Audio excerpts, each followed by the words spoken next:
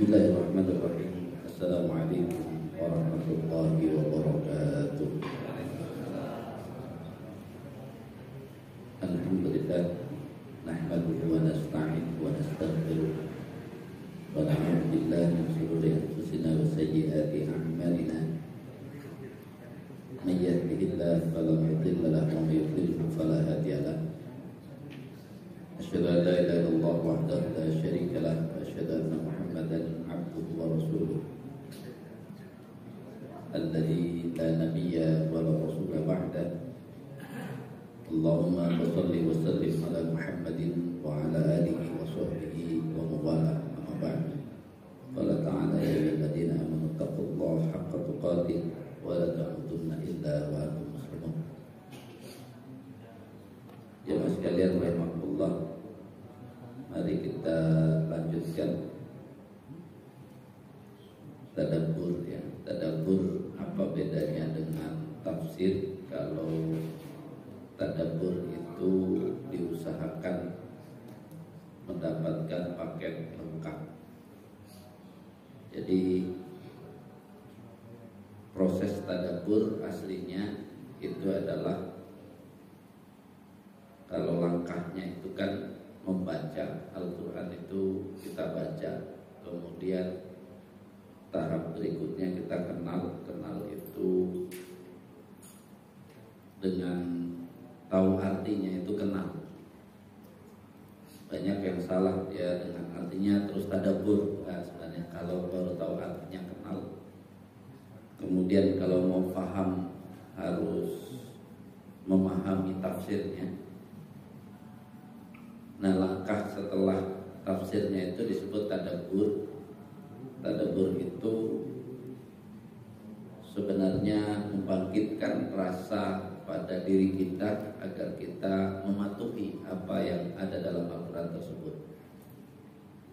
Sehingga tadabbur itu batas, kalau hukum dia batasnya fikih. Jadi nggak mungkin kalau orang benar tadabburnya nanti keluar pemahaman tapi bertentangan dengan fikih, itu nggak mungkin. Itu bukan tadabbur namanya, ngawur. Ya, jadi baru kenapa? Karena tadabbur itu jembatan untuk mengamalkan Al-Quran. Selama ini kan sering kita dengar Al-Quran itu kita baca, kita pahami, terus kita amalkan. Tidak seperti itu berbahaya. Karena pemahamannya atas apa? Kalau pemahaman atas terjemah, ya sangat berbahaya.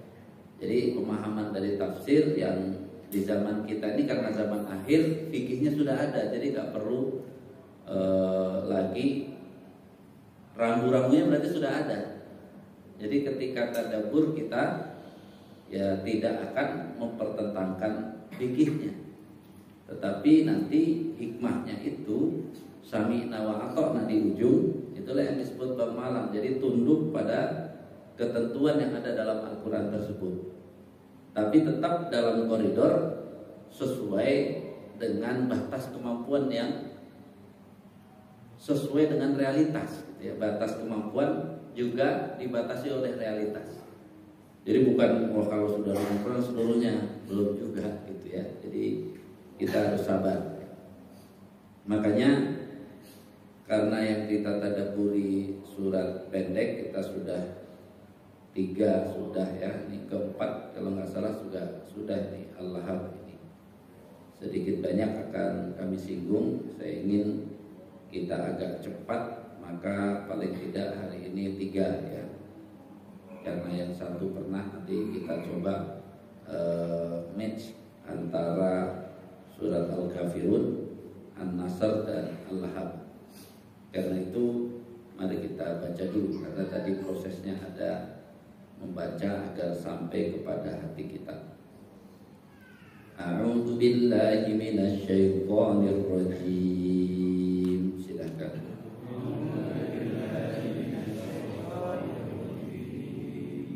Bismillahirrahmanirrahim.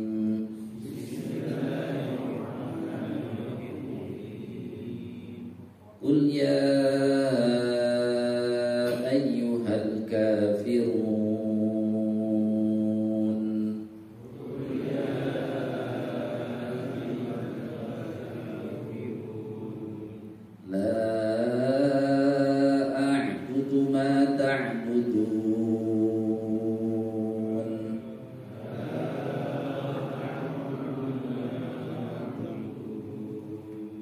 ولا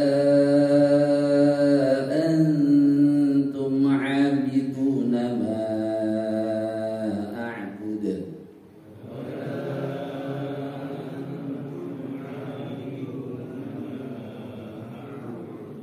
ولا أنا أعبد ما عبدتم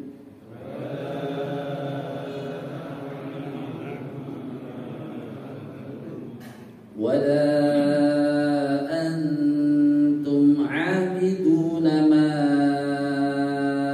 أعبد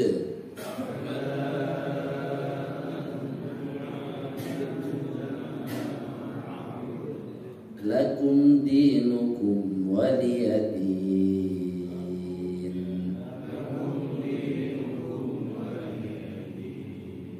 بسم الله الرحمن الرحيم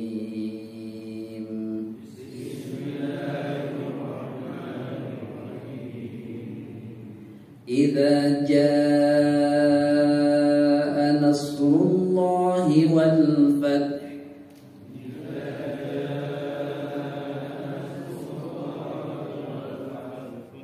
ورأيت الناس يدخلون في دين الله أفواجا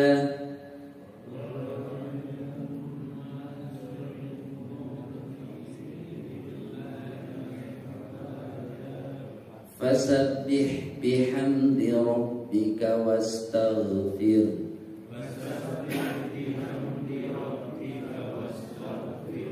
إنه كان توابا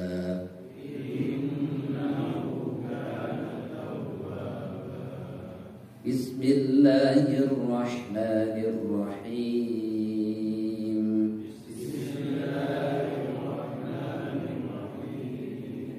تبت يدا أبي لهب وتب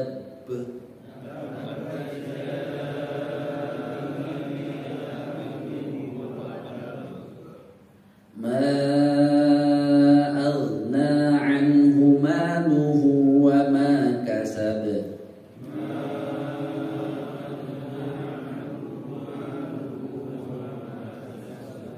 سيصلى نارا ذات لهب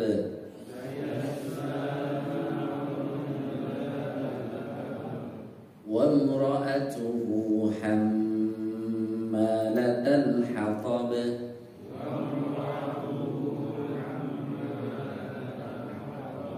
في جيدها حبل من مسد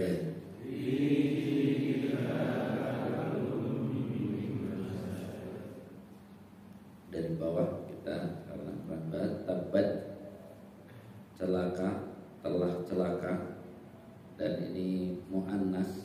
Kenapa? Karena yada sesuatu yang berpasangan dalam bahasa Arab itu muannas, dua tangan. Celaka dua tangan.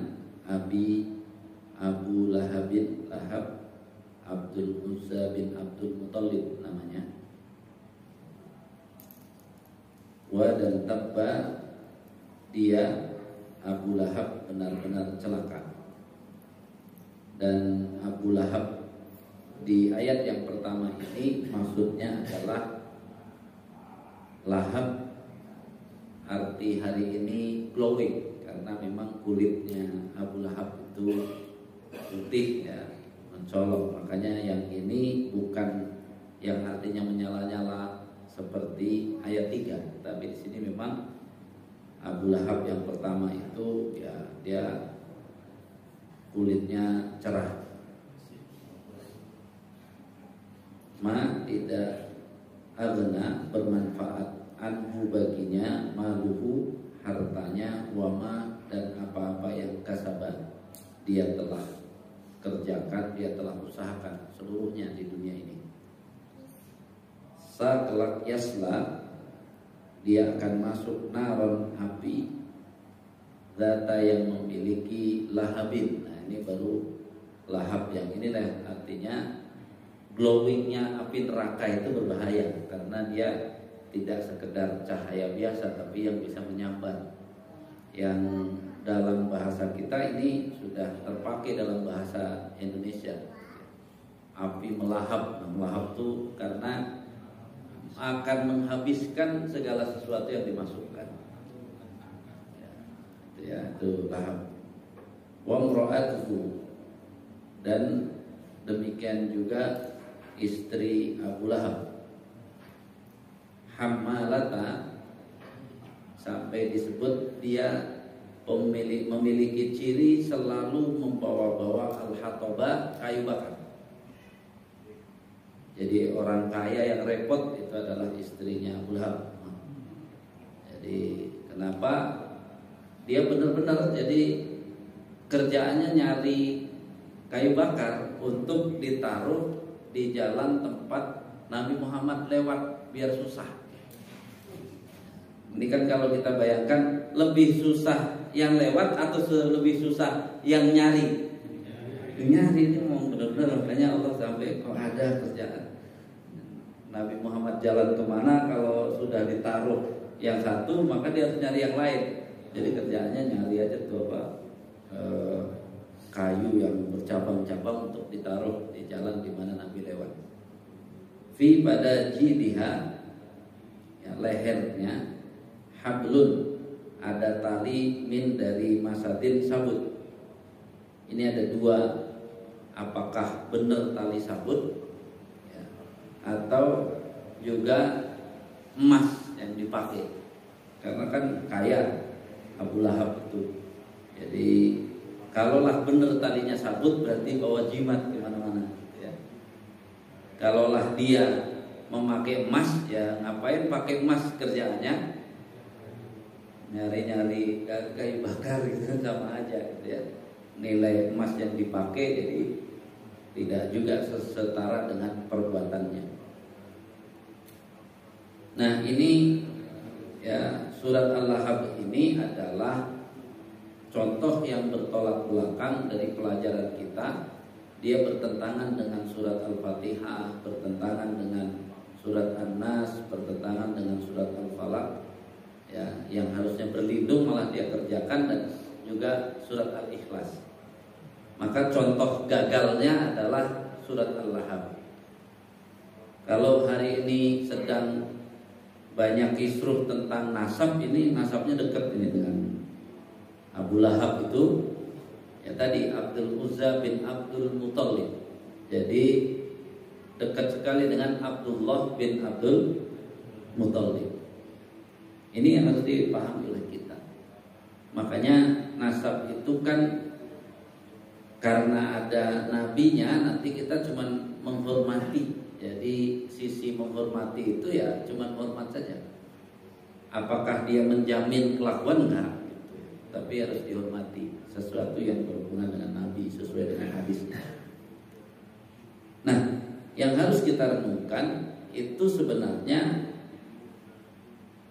kenapa Abu Lahab yang kaya dan banyak usahanya ini, apa benar tidak bermanfaat? Ini kemarin sudah kita bahas, ya bermanfaat kalau bicara dunia.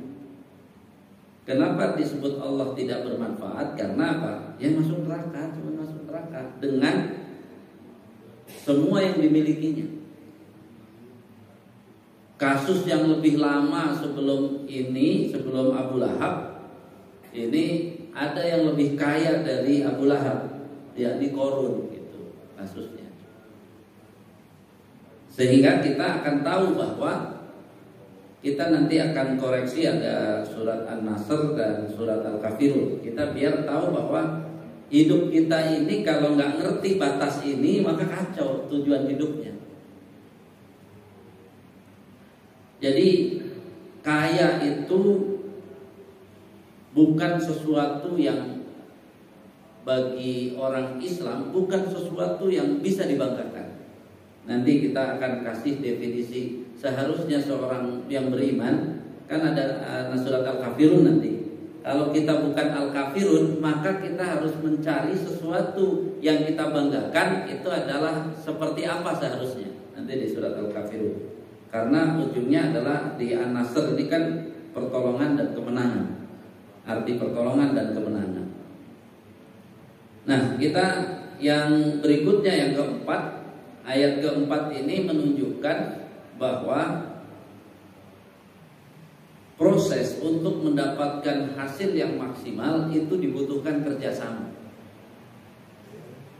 Tinggal kerjasamanya nanti. Kalau kerjasamanya seperti Abu Lahab ini dengan istrinya, kerjasama untuk masuk neraka, maka masuk nerakanya memang maksimal. Karena dia kerjasama dengan istrinya. Makanya nih kita harus benar-benar paham nih, kerjasama dengan istri itu kerjasama apa dulu nih. Yang kita sering sampaikan di ceramah, harmonis dengan istri pada perkara apa? Karena kalau bicara harmonis, Abu Lahab harmonis Pak. Jadi jangan terjebak juga. Kita ini kan minim definisi. Suka ikut-ikutan gara-gara kita, yang penting keluarga kita harmonis. Enggak. Kalau bicara harmonis, keluarga Abu Lahab harmonis, kompak di dunia sampai akhirat. Bayangin Pak, kompak dunia sampai akhirat. Cuman kapling yang diambil bukan surga, kapling neraka. Ini yang harus dipahami. Makanya Islam nanti mengapresiasi bahwa kerjasama itu bagus. Yang harus dipastikan itu kerjasama dalam kebaikan. Karena kerjasama dalam keburukan itu maksimal juga dosanya. Jadi berbuat dosa itu kalau ada partnernya itu ternyata bisa maksimal. Contoh mau ngomongin orang gitu ya. Kalau ada yang diajak ngomong maksimal langsung. Gimana Pak ya? Pak Wasli kalau mau ngomongin orang tapi dosanya nggak besar, gimana caranya?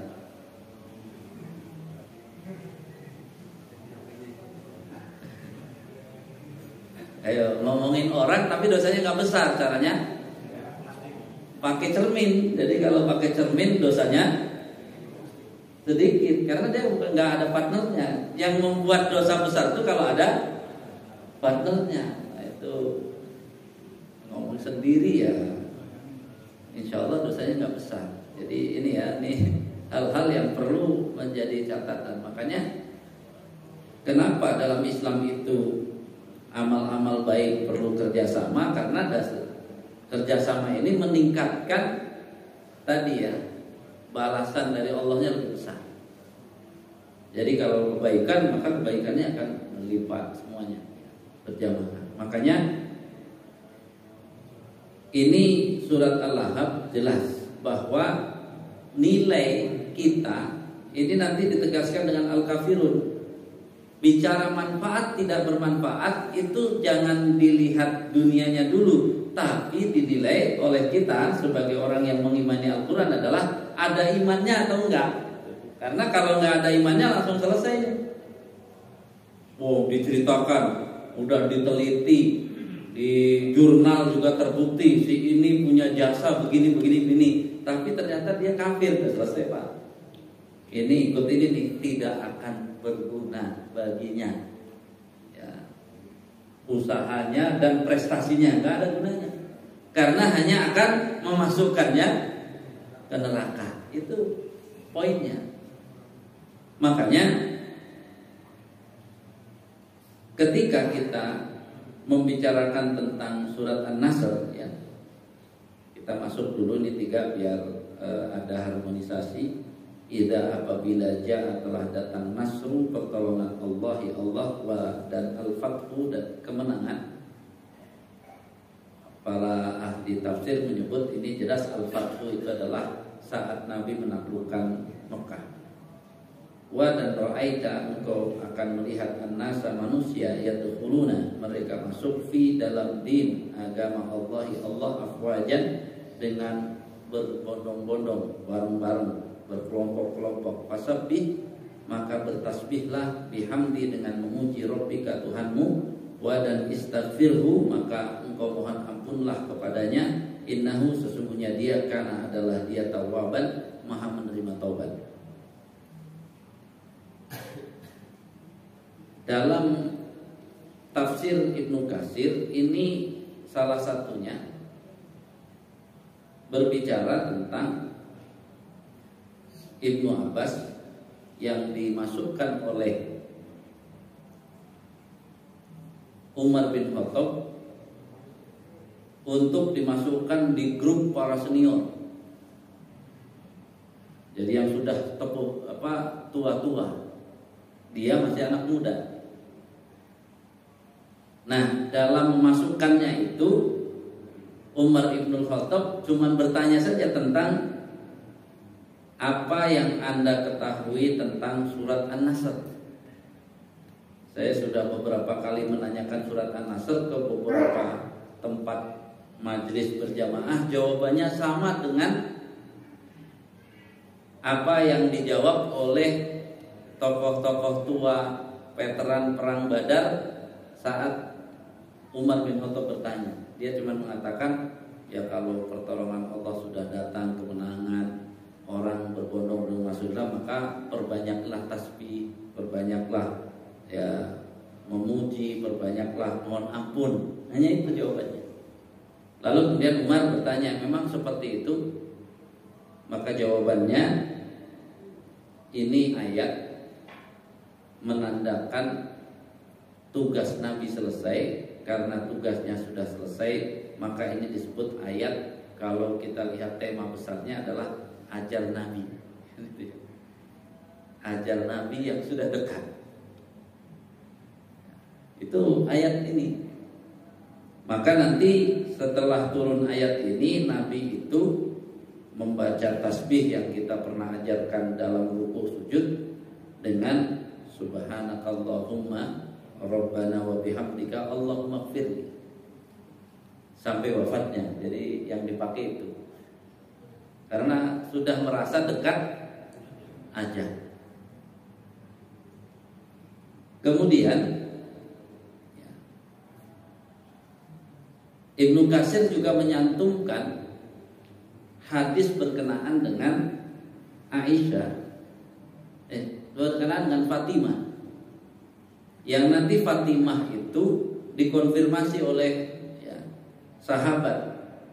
Karena di dalam hadisnya itu Fatimah saat benar nanti ajal Nabi datang. Dari sini sebenarnya apa? Dengan tanda ayat itu disampaikan kepada Fatimah, berarti ayah akan segera tadi wafat. Maka menangis. Fatimah menangis. Lalu kemudian dipanggil, dibisiki, lalu Fatimah tersenyum. Pada akhirnya dikonfirmasi apa yang membuat menangis dan tersenyum. Ya, yang membuat menangis jelas Nabi akan segera meninggalkan Fatimah, maka Fatimah bersedih menangis. Nah, yang membuat tersenyum ini belum kita yang belum bisa. Karena bisikan Nabi kepada Fatimah yang membuat Nabi tertawa itu gara-gara Nabi menyatakan kepada Fatimah, ya, sesungguhnya engkau Fatimah dari keluargaku yang paling pertama akan nyusul. Jadi itu kita yang belum bisa. Kira-kira kalau bapak ada keluarganya itu sudah mau wafat, kemudian sini-sini saya bisikin gitu ya, nggak usah sedih, kenapa setelah ini yang nyusul kamu, kira-kira tertawa. Tadinya nangis, tambah kenceng nangisnya karena apa? Saya belum apa-apa suruh nyusul. Tapi lihat, ini kan kita harus belajar bahwa ternyata rasa dan jiwa keimanan kita itu harus terus dilatih untuk mengerti mana yang benar-benar bisa kita menjadikan kita siap untuk menjalani kehidupan ini dengan benar. Karena kalau dilihat cara hidup Fatimah, kemudian wafatnya yang masih muda, kita kesimpulannya apa? Kira-kira kesimpulannya, jumlah rizki yang diberikan kepada Fatimah dari Allah itu sedikit ternyata. Sudah hidupnya jarang makan, wafatnya masih muda, kan berarti sedikit banget tuh. Coba ya. Jadi kadang-kadang 3 hari tidak makan itu diganjel, itu Fatimah itu putri Rasulullah. Tapi wafatnya cepat, berarti kan jatah rizkinya nggak sebanyak kita. Ini kita udah melewati umur ya. Fatimah makannya sehari paling sedikit 2 kali sampai 3 kali. Belum kalau diajak jajan. Jadi kita ini rezekinya udah banyak banget. Pantesan ya, ketika dibiciki besok kamu mati, pasti kita nggak bisa tidur, ya nggak akan nggak doyan makan gitu ya. Nggak kayak Fatimah, mungkin dibicikin mau cepet wafat seneng ya. Ini kan menunjukkan bahwa ada jiwa yang harus terus kita kembangkan dalam diri kita menjadi orang yang beriman itu berbeda hidupnya dengan orang yang tidak beriman. Makanya sebagai pengunci garis demarkasinya adalah al-kafirun. Sini udah berulang-ulang, harusnya beda antara kita yang ngaku Islam dengan orang kafir.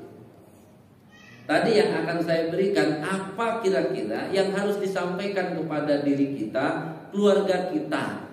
Arti hebat di dunia bagi orang muslim itu, perkara yang hebat itu harusnya apa? Maknanya, definisinya, perkara yang hebat bagi kita.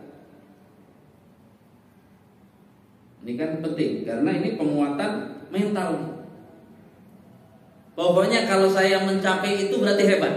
Apa berarti yang harus kita jadikan definisi hebat?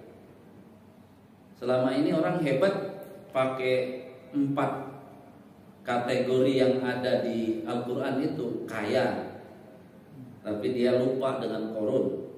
Banyak jabatannya, tapi lupa dengan aman. Ya. Dia pemimpin paling tinggi, lupa dengan Fir'aun. Dia ilmunya banyak, tapi pelaksanaannya nggak benar, kayak Bal'am bin Bawrah kan ini.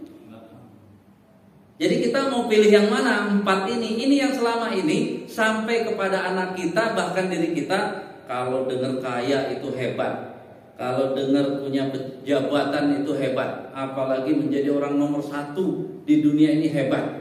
Bahkan karena dia ilmunya banyak langsung hebat. Ini yang salah. Padahal ini masih ada 2 yang harus disebut. Apa 2 itu? Ya ini kan masih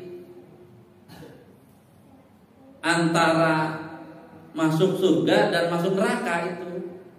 Jadi kaya masuk neraka bisa, menjadi pejabat masuk neraka bisa, pemimpin tertinggi masuk neraka bisa, jadi ulama masuk neraka bisa.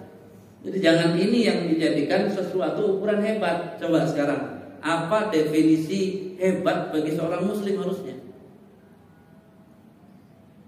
Saya boleh banggalah kalau punya ini gitu. Harusnya definisinya apa? Kira-kira Pak Sarif, kira-kira apa definisinya? Harusnya yang muncul bagi seorang muslim untuk mengatakan kalau saya dapat itu saya hebat. Harusnya definisinya apa saja yang tidak bisa dimiliki orang kafir itu baru hebat. Sayangnya hari ini kita kaya itu hebat, padahal kaya itu orang kafir bisa dapat nggak? Perampok bisa dapat nggak? Maling, koruptor, bisa, semuanya bisa kaya. Terus apa hebatnya kalau semua orang juga bisa kaya? Ini kita lupa gitu ya. Jabatan, kira-kira jabatan itu hanya untuk orang beriman atau semua bisa dapat jabatan? Kan harusnya dia nggak bangga dengan jabatan. Karena apa? Apaan ini mah semua orang juga bisa dapat. Jadi jadi nggak usah mau disebut iman kah ibadah, pokoknya apa saja yang tidak bisa didapat orang kafir itu yang harusnya paling berharga. Jadi kalau kamu nanti mau jadi orang, yang membuat ciri kamu berbeda itu adalah pencapaian kamu yang tidak bisa dilakukan orang kafir. Misalnya kamu kaya masuk surga gitu ya, kaya yang masuk surga itu baru nggak bisa orang kafir, karena orang kafir pasti masuk neraka. Itu kan yang harus dia perjuangkan. Jadi jangan pada bahasa kayanya ini masih tidak aman. Jadi kaya yang masuk surga itu kamu harus cari ya. Jadi ini yang hilang hari ini. Sehingga karena gara-gara terkontaminasi cara pandang kita tidak sesuai dengan al-kafirun. Al-kafirun kan jelas banget bahwa apa saja kamu dengan orang kafir itu harusnya apa? Beda gitu, jangan sama aja. Mau urusan ibadah, mau urusan ini cita-cita kan, karena menyembah, mengabdi itu kan sebenarnya semua hidup ini. Jadi hidup ini kamu itu harusnya dengan orang kafir itu lakum dinukum waliyadin, boleh disebut apa? Bagi kamu jalanmu, bagi saya ada jalan saya, jangan sama aja. Yang pada akhirnya banyak nggak yang menyampaikan tentang ibadah, misalnya kita ambil kasus sholat gitu. Sholat dikaitkan dengan lancarnya rezeki, banyak nggak? Ceramah di TikTok, YouTube gitu, seolah-olah perbaiki sholatmu maka akan ya tadi Allah akan memperbaiki rizkimu. Kan harus ditanyakan. Bahkan nanti ada, oh saya dulu nggak sholat, sekarang saya sholat, dengan sholat ini usaha saya jadi lancar, dengan sholat duha jadi rizkinya nambah. Coba gimana cara mengomentari yang tepat fenomena seperti ini? Kan rizki itu sesuatu yang hebat atau tidak hebat? Tadi kan kalau definisi Islam, rizki itu semua juga dikasih rizki. Kok bisa sholat itu semua dikasih sholat nggak? Kok bisa dengan sholat ingin dapat sesuatu yang biasa didapat semua orang? Kan konyol Pak. Berarti itu cuma debunya saja Pak, debu.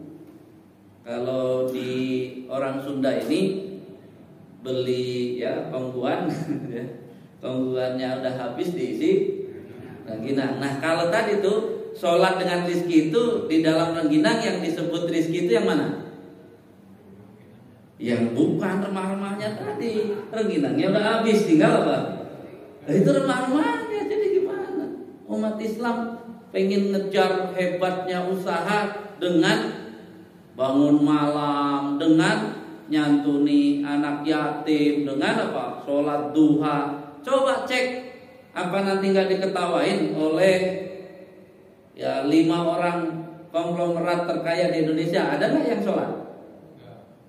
Jadi gimana kita pakai sholat mau dapat rezeki? Dibilang kasihan amat orang Islam, mau dapat rezeki begini begitu harus apa?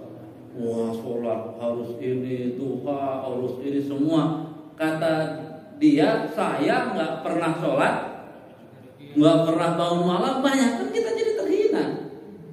Kita yang menghinakan sholat itu, seolah-olah sholat itu menjadi alat untuk rezeki, kan konyol Pak. Padahal sholat itu yang berharganya sholatnya, bukan apa? Rizkinya. Kenapa kok sholat yang kamu banggakan? Karena yang banyak rizkinya itu belum tentu punya sholat. Itu kan harusnya kebalik. Yang hebatnya kan sholatnya Pak, bukan apa? Rizkinya. Kalau rizki semua orang juga dikasih. Jadi kitanya yang telah ya meremehkan sesuatu yang hebat. Sekarang gini, melaksanakan amalan sunnah itu kita dalam beberapa hadis, apa sih posisi dari sholat fardu? Nanti azan dulu ya. Ini penting untuk memposisikan tadi ya jiwa kita agar sesuai dengan ketentuan.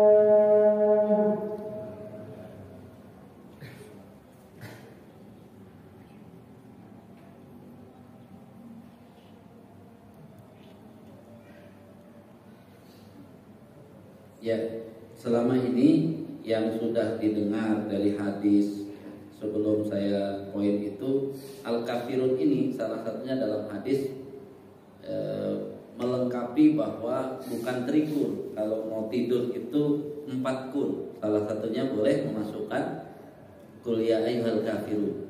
Tapi dia cuma dibaca 1 kali. Dalam hadis hasan, ya disebut hadis hasan, ada yang mensahihkan itu kalau kita baca ini terbebas dari kesyirikan. Tambah sekarang, jadi ini namanya pengamalan langsung, ada surat Al-Kafirun, tolong baca juga sebelum tidur. Itu ada hadisnya. Jadi Al-Kafirun, jadi kul ya ayyuhal kafirun. Selama ini kan cuma apa? Trikul, sekarang 4 kul sekarang. Tadi ya, selama ini kalau yang sudah didengar dari yang disampaikan para ustadz, kedudukan amalan sunnah terhadap fardu apa saja? Melengkapi katanya, menambah. Pantesan orang mengerjakan yang sunnah semangat nggak kalau dibilang ya cuman perlengkapan doang sama menggenapkan. Kira-kira kalau kita yang sudah belajar ini ditanya, ada orang nanya nih, gimana caranya mendekatkan diri kepada Allah paling efektif? Gimana caranya? Ini kan ibaratnya udah lulusan jamaah awal ngaji. Kalau ada yang nanya masa nggak bisa jawab? Jangan diserahkan Pak Ustadz semua. Coba ditanya, Pak, saya mau tahu cara saya agar dekat dengan Allah, dengan amalan yang Allah paling sukai itu dengan apa? Selama ini kan yang disampaikan kalau mau dekat dengan Allah dengan zikir yang banyak itu. Padahal hadis riwayat Bukhari nggak bilang begitu. Kira-kira apa jawabannya? Mau mendekatkan diri kepada Allah, minta ijazah kepada kita, boleh tuh minta ijazah kepada kita. Itu kan hadis yang wa ma taqarraba ilayya 'abdi bi syai'in ahabbu ilayya. Dan tidaklah seorang hamba mendekatkan diri kepadaku dengan sesuatu yang lebih aku cintai. Itu Allah yang bilang, ada sesuatu yang Allah cinta kalau kita mendekatkan diri dengan itu. Apa itu? mimma aftaradtu alaihi, dengan perkara-perkara fardu. Jadi kalau orang nanya, ya kamu genepin yang fardu, perbagus yang fardu, itu paling efektif dan sangat disukai Allah untuk didekati. Kamu bukan bersemedi di gua sambil zikir banyak-banyak, nggak masuk yang gitu-gitu. Puasa muti sambil nggak masuk. Tapi sempurnakan yang fardu. Itu satu. Jadi enak kan? Kamu boleh itu, karena ini dari hadis riwayat Bukhari. Nah sekarang bagaimana agar diri kita semangat melaksanakan amalan yang disunahkan? Kan bunyi hadis berikutnya, wa ma yazalu 'abdi yataqarrabu ilayya bin nawafil. Dan juga hambaku yang selalu mendekatkan diri tambahan setelah fardu. Jadi nggak boleh mengerjakan yang sunnah fardunya kacau, enggak. Yang fardu yakni dengan cara bin nawafil, dengan amalan-amalan yang sunnah. Jadi biar Bapak mulai semangat kalau mau melaksanakan yang sunnah. Apa fungsinya? Nambal, makanya nggak semangat. Ya cuma nambal doang, saya nggak perlu tambalan kan gitu ya. Ya itu tetap nggak semangat. Harusnya Pak Sarif bilang lanjutkan dulu hadisnya gitu. Kita kejebak seolah-olah kita sudah mengerti. Lanjutkan dulu hadisnya hatta uhibbahu. Ternyata Allah akan mencintai kita. Jadi semangat. Kalau tadi PDKT doang, tapi kagak. Kalau fardu doang itu deket doang, tapi kagak dapat cinta. Kalau mau dapat lengkap deket dan cinta, harus yang fardu dengan yang sunnah. Kalau itu baru nendang, Pak, saya mau dicintai, ya udah yang sunnah kerjakan kalau mau dicintai. Jangan yang fardu doang. Makanya kalau cuman hadisnya cuman pelengkap ya orang ya pelengkap doang. Coba kalau bikin organisasi seksi perlengkapan, itu seksi yang penting atau apa? Ya daripada nggak ada ini masukin aja ke bagian. Bukan sering kita kayak gitu. Jadi pantesan selama ini melaksanakan amalan sunnah itu berat semangat karena apa? Bagian perlengkapan ya, karena seolah-olah non job gitu kan. Jadi kalau ada sebutan non job tuh masuknya apa? Perlengkapan. Jangan bantu-bantu kan tadi kan amalan sunnah cuma bantu-bantu, yang fardu kan bantu-bantu. Berarti kan apa? Pembantu umum. Pembantu umum saya nggak semangat. Jadi mulai sekarang syarat dapat cinta. Jadi fardu hebat belum dapat cinta, baru deket. Kalau mau dapat cinta, tuh, makanya semangat. Jadi kita ini kadang-kadang harus terus ya menggali ya. Inilah yang disebut apa tadi? Tadabbur itu kita harus mendapatkan sesuatu yang bisa apa? Memotivasi kita benar gitu. Nggak ada yang lain-lain. Apalagi kita ceritanya tambah rizki. Apa-apa rizki doang. Enggak, sebenarnya kita agar dicintai. Jadi kalau mau dicintai Allah, nggak cukup dengan yang fardu. Harus kalau yang fardu itu sudah dekat, cuman belum dicintai. Hadis ini depannya lagi itu salah mengerti. Orang sering mengartikannya apa? Kalau aku sudah ya, kalau dia sudah aku cintai, faida ya ahbabtuhu, maka Allah katakan kuntu sam'ahul ladzi yasma'u bihi, maka jadilah aku pendengarannya yang akan mendengar. Kan ini jadi setelah Allah cinta kepadaku, aku jadi dukun karena aku akan dengar semuanya. Kan kacau ini ayat ini, apa hadis ini kalau tidak dipahami dengan benar. Maksudnya itu tanda cinta Allah kepada kita apa kalau gitu? Tanda Allah cinta dengan kita. Allah jaga pendengaran kita dari maksiat. Allah jaga penglihatan kita dari maksiat. Allah jaga perbuatan kita, tangan kita dari maksiat. Allah jaga ya kaki kita untuk datang ke tempat maksiat. Itu tanda cintanya. Hadis ini ke situ, bukan dulu diartikan manunggaling kawula Gusti jadinya. Jadi seolah-olah dia sudah menyatu antara dirinya dengan Allah. Kacau. Enggak gitu. Kalau melihat hadis ini itu seperti itu, bahwa mari kita gabung semangat fardu. Jadi kalau ada orang nih, kalau mau dekat dengan Allah nih, baca ini 1000 kali, kalah dengan semangat menyempurnakan ibadah-ibadah fardu. Karena garansinya hadis ini adalah yang fardu kamu kerjakan sebagus-bagusnya, itu mendekatkan diri kepada Allah yang paling Allah sukai. Setelah itu apa?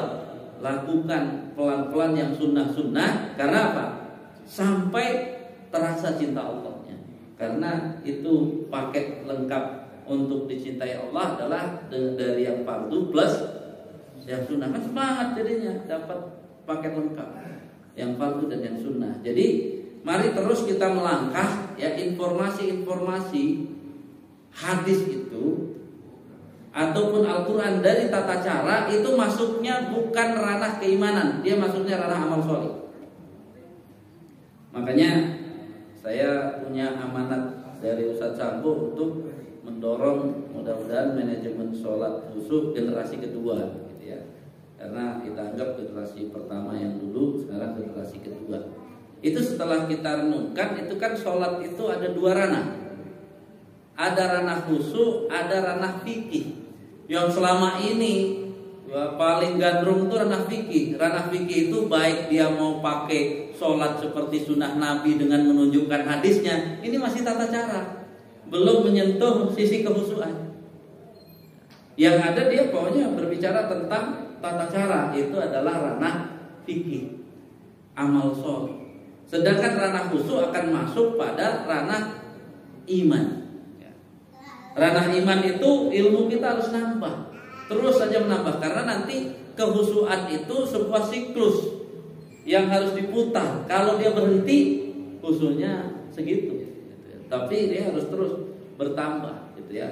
Ya suatu saat ya, yang kemarin saya sudah baru mulai ya, nanti kalau kita mau dilakukan ya biar nggak berat, saya saat ini dibagi 3 tahap. Jadi tahap awal, kemudian kedua, ketiga dalam pelatihannya untuk memposisikan dulu kita mau apa dengan sholat itu. Jangan kayak tadi mau sholat biar lancar rezekinya, aduh itu enggak. Ya, yang nggak sholat juga banyak yang lancar rezekinya, terus gimana Bapak mau sholat agar lancar rezekinya? Kan akhirnya Bapak nggak menghargai sholatnya.